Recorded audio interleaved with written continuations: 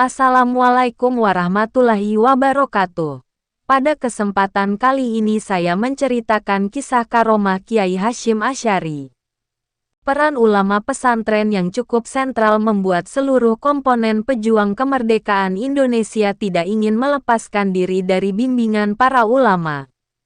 Hal ini dibuktikan ketika para pejuang nasionalis seperti Bung Karno, Jenderal Sudirman, Bung Tomo, dan lain-lain senantiasa sowan ke Kiai Haji Muhammad Hasyim Asy'ari dalam memutuskan segala sesuatu yang berkaitan dengan kepentingan bangsa dan negara Indonesia ini. Meminta nasihat, saran, dan masukan para kiai bagi para pejuang merupakan hal terpenting karena segala sesuatunya tidak terlepas dari rahmat dan ridho Tuhan Yang Maha Esa, yaitu Allah Subhanahu wa Ta'ala. Hal ini relevan dilakukan karena para ulama merupakan manusia yang paling dekat dengan Tuhannya. Meminta nasihat terjadi ketika Bung Karno dan kawan-kawan hendak memproklamasikan kemerdekaan bangsa dan negara Indonesia.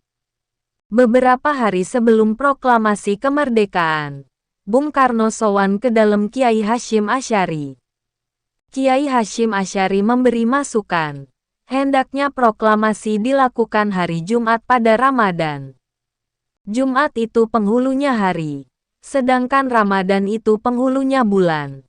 Hari itu tepat 9 Ramadan 1364 Hijriah, bertepatan dengan tanggal 17 Agustus tahun 1945 kemerdekaan Indonesia diproklamasikan oleh Bung Karno dan Jenderal Sudirman. Biografi Kiai Haji Hasyim Asy'ari pada tahun 2012 yang menyatakan bahwa awal Ramadan bertepatan dengan tanggal 8 Agustus utusan Bung Karno datang menemui Kiai Haji Hasyim Asy'ari untuk menanyakan hasil istikharah para kiai. Sebaiknya tanggal dan hari apa memproklamirkan kemerdekaan ini. Dipilihlah hari Jumat tanggal 9 Ramadan tahun 1364 Hijriah tepat tanggal 17 Agustus tahun 1945. Dan lihatlah apa yang dilakukan Bung Karno dan ribuan orang di lapangan saat itu. Dalam keadaan puasa semua berdoa dengan menengadahkan tangan ke langit untuk keberkahan negeri ini. Tak lama dari itu, sahabat Mbah Hasyim semasa belajar di Mekah Hijaz, yang memang selama itu sering surat menyurat, Syekh Muhammad Amin Al-Husaini, Mufti Besar Palestina untuk pertama kali memberikan dukungan kepada proklamasi kemerdekaan di negara Indonesia ini. Keterangan tersebut menunjukkan bahwa pemilihan hari kemerdekaan Indonesia dikonsultasikan terlebih dahulu kepada Kiai Haji Hasyim Asy'ari. Lalu Kiai Hasyim mengumpulkan para ulama dan pejuang secara bersama-sama untuk melakukan munajat. Kemudian istikharah agar Allah memberi petunjuk hari yang tepat. Maka setelah para ulama memusyawarahkan hasil istikharahnya, dipilihlah tanggal 9 Ramadan tahun 1364 Hijriah yang secara kebetulan itu pada hari Jumat tanggal 17 Agustus tahun 1945. Angka 9 adalah simbol numerik tertinggi. Hari Jumat adalah penghulu atau rajanya hari dalam sepekan dan Ramadan adalah rajanya bulan dalam setahun. Proklamasi kemerdekaan Indonesia telah melalui proses yang panjang dan berdarah-darah dari seluruh elemen bangsa. Selain pertempuran militer dengan pihak penjajah, para pejuang seperti Bung Karno, Bung Hatta, Kiai Haji Wahid Hasyim, Kiai Haji Wahab Hasbullah, dan tokoh-tokoh lainnya juga melakukan langkah diplomasi. Diplomasi tersebut tidak hanya berhenti di tataran dalam negeri, tetapi juga luar negeri sehingga kemerdekaan Indonesia kala itu langsung mendapat dukungan banyak dari negara di dunia.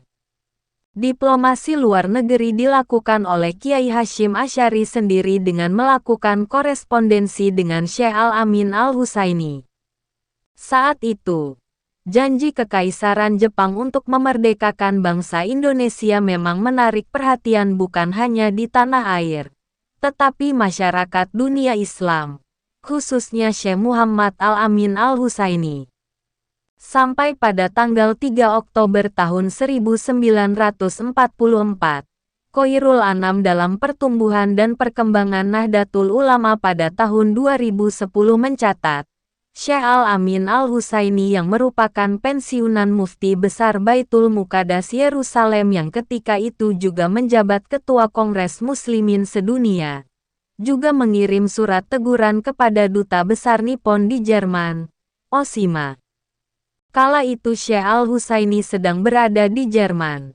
Kawat teguran tersebut berisi himbauan kepada Perdana Menteri Jepang Kuniki Koiso agar secepatnya mengambil keputusan terhadap nasib 60 juta penduduk Indonesia yang 50 juta diantaranya beragama Islam. Kongres Islam Sedunia menekan Jepang untuk segera mengusahakan kemerdekaan bangsa-bangsa Indonesia.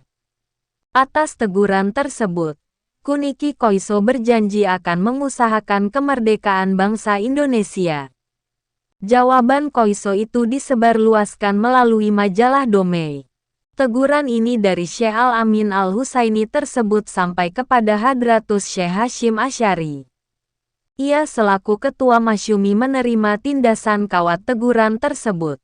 Menyikapi kawat teguran tersebut, Kiai Hasyim Asy'ari yang juga pemimpin tertinggi di Nahdlatul Ulama merasa perlu mengumpulkan para pengurus masyumi yang terdiri dari berbagai golongan umat Islam dari sejumlah organisasi pada tanggal 12 Oktober tahun 1944. Kiai Haji Hasyim Asy'ari selaku pemimpin Nahdlatul Ulama dan Masyumi segera membalas kawat tindasan Syekh Muhammad Al-Amin Al-Husaini yang telah membantu bangsa Indonesia dengan menegur Perdana Menteri Jepang tersebut. Catatan sejarah tersebut merupakan salah satu upaya yang dilakukan oleh Kiai Haji Hasyim Asy'ari untuk mempersiapkan kemerdekaan bangsa Indonesia dari sisi diplomasi internasional. Selain itu, Kiai Hasyim dibantu para kiai-kiai yang lain juga menyiapkan pasukan santri yang tergabung dalam Laskar Hizbullah dan Sabilillah untuk mengantisipasi kemungkinan perang pasca kemerdekaan Indonesia ini. Kemungkinan tersebut terjadi sebab tentara NICA Belanda yang menumpang sekutu hendak kembali menguasai negara Indonesia setelah Jepang takluk kepada tentara sekutu.